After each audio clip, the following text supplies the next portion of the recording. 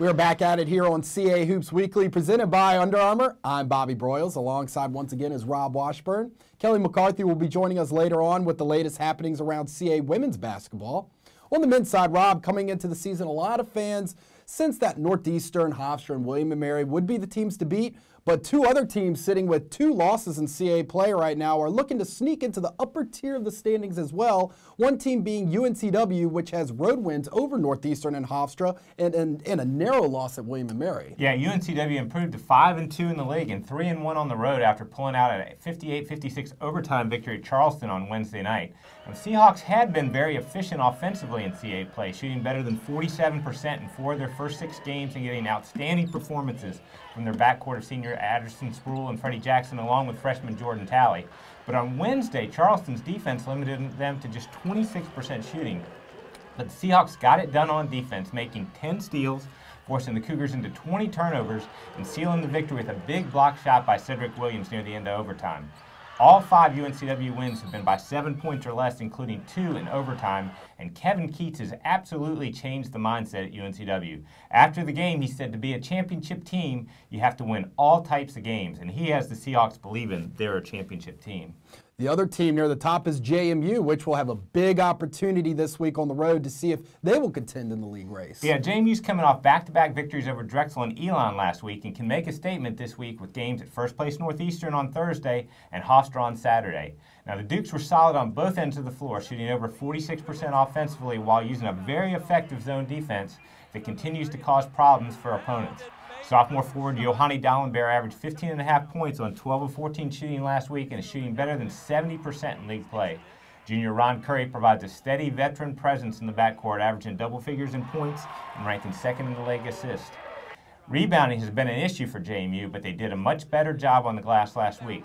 Now, they had an 11-point lead over Northeastern when the teams met in Harrisonburg on January 8th before the Huskies rallied in the second half to win 65-59. It should be a very exciting rematch. And if JMU comes away with the victory, it could be a 5-way tie for first place at the end of Thursday night. Should be interesting to see how this weekend plays out for both teams as they look to stay in the hunt. As for Saturday, the CA begins its national television coverage with our partnership with NBC Sports Network, featuring a doubleheader beginning at noon as the College of Charleston will host Drexel. 2 teams, Rob, that have been hit hard with the injury bug, but are playing a little bit better as of late. Yeah, College of Charleston is playing without its leader in the backcourt and senior Anthony Stitt, but the Cougars have been making strides under new coach Earl Grant. They picked up a 66-50 victory at Elon last week and have dropped back-to-back 2-point games to 2 of the top teams in the league in Northeastern and UNCW.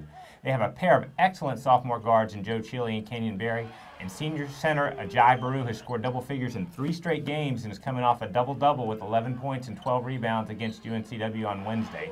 Now, Drexel is down to just 8 healthy bodies, but they were able to pick up a 66-62 win at Delaware last Saturday. Junior guard Damian Lee has been spectacular, leading the league in scoring and steals and ranking 6th in rebounding. He's coming off a 27.7 rebound effort at Hofstra on Wednesday. The key for the Dragons is finding a second scorer or group of scorers to give him some help. In the win over the Blue Hens, both Tavon Allen and freshman Tyshawn Miles reached double figures. Of course, Tyshawn Miles was named Rookie of the Week this week in the CAA.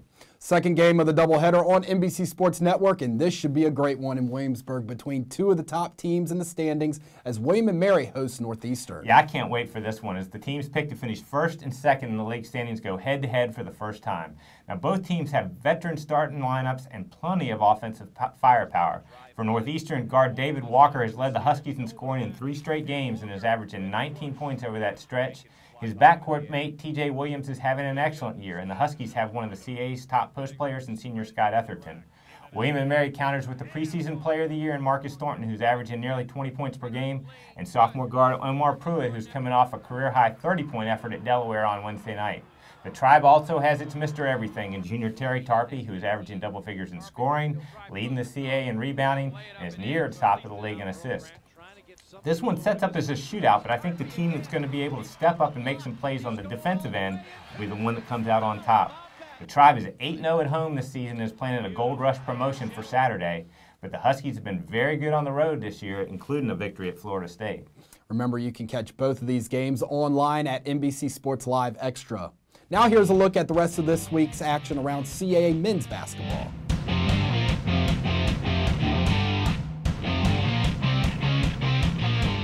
Cheer more in Baltimore as the road to the Final Four kicks off with the Colonial Athletic Association Men's Basketball Championship, March 6th through 9th at the Royal Farms Arena. A new money-saving fan package includes a room at your choice of hotels, 2 harbor passes, 2 admissions to the Power Plant Live Fan Fest, and an option to purchase discounted tickets for the championship. Come for the tourney and stay for the fun. Score your fan package today at baltimore.org.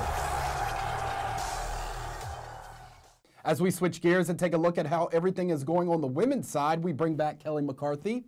JMU was able to separate themselves a bit in the league race with 2 wins over Elon and Drexel, who both at the time were only 1 game back. The Dukes already had enough firepower with the likes of Precious Hall, Jasmine Gwathmey, and Toya Jiggets. But now here comes Lauren Okafor, who has won the CA Player of the Week award now for back-to-back weeks. That's right. We talked a little bit about Lauren last week. She's really been the glue that's held JMU together. She's doing it offensively and defensively. She has 7 double-doubles this year and is ranked 24th in the country in rebounds.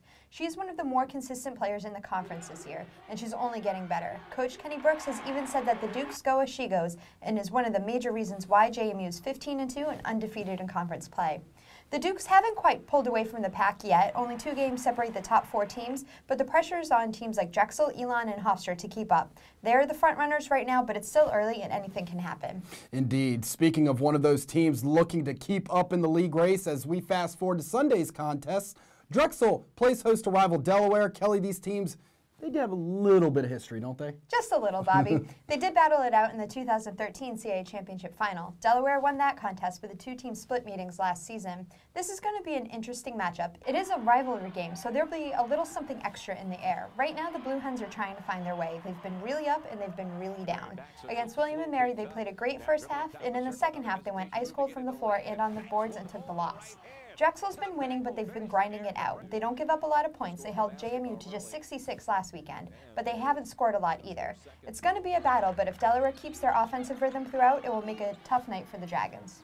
This game is set to tip off at 2 on CA.TV. Then at 3 on Sunday, the conference television package begins on the women's side, featuring the league newcomer Elon hosting Northeastern on the American Sports Network and CA.TV. It's very exciting to get the women's ASN package started. It's a great opportunity for these programs. We have some new faces that will be getting things going with the conference newcomer Elon and first-year head coach Kelly Cole at Northeastern. It's been a bit of a tough season for Northeastern. Coach Cole is implementing her new system and everyone is adjusting. And they've had some injuries, so it's been pretty hard. But they got that first CA win last week against UNCW, and they're building off that. They also have a short bench, so their starters are eating up a lot of minutes. Samantha DeFries has come on lately. She's scored in double figures in 4 of the last 5 games, including 3 20-point nights. Northeastern relies on her presence as well as the shooting prowess of Elise Mark, their leading scorer. Elon has been strong in league play. All of their wins have been by at least 9 points. They have a huge bench. It's not uncommon for Charlotte Smith to roll out 6 or 7 players. A great part about this team is that they get contributions from everybody. If Sam Kofer's having an off night, Jennifer Rhodes hops off the bench and steps up. They're coming close to putting together that complete 40-minute effort Coach Smith has talked about. When they do, they are a very tough team. Now here's a look at the rest of this week's action around CAA women's basketball.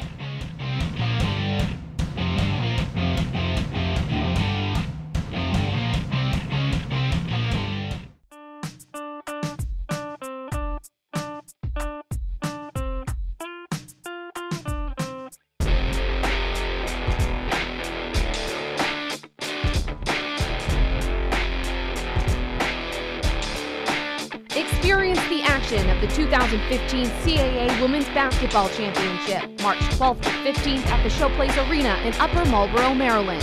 Visit CAAsports.com for tickets and championship info.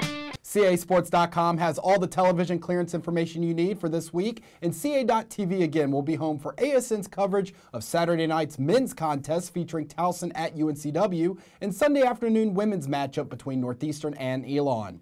And of course, CAAsports.com will have all the information you need regarding links to live stats, video, and audio coverage.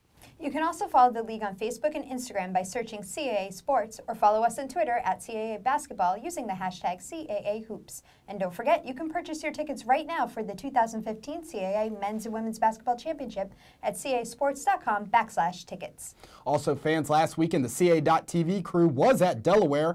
If you haven't checked out our first In Focus feature of the season on the Blue Hens, it is still available now on CASports.com, along with other content from the trip to Newark this past weekend on the blogs Hoop Scoop and Baseline Buzz. Kelly, looks like you made it back in one piece. How did the first trip go? Indeed I did, Bobby. Big shout out to our friend Tim McDonald, who got us back to Virginia in time for the Patriots game. Indeed. But really, we had a great time in Delaware. Big thank you to the Blue Hen staff. They were absolutely awesome. We started our In Focus series off with the incredible story of Tom Alshouse, whose entire life changed in an instant right there on the basketball court. Everyone should watch his story. The CA.TV crew will hit the road once again later this month with a trip to Hofstra. We will have more information on that adventure next week. On that note, that is all from us here today. We'd like to thank you for tuning in, fans, and we will see you next Thursday for another edition of CA Hoops Weekly presented by Under Armour.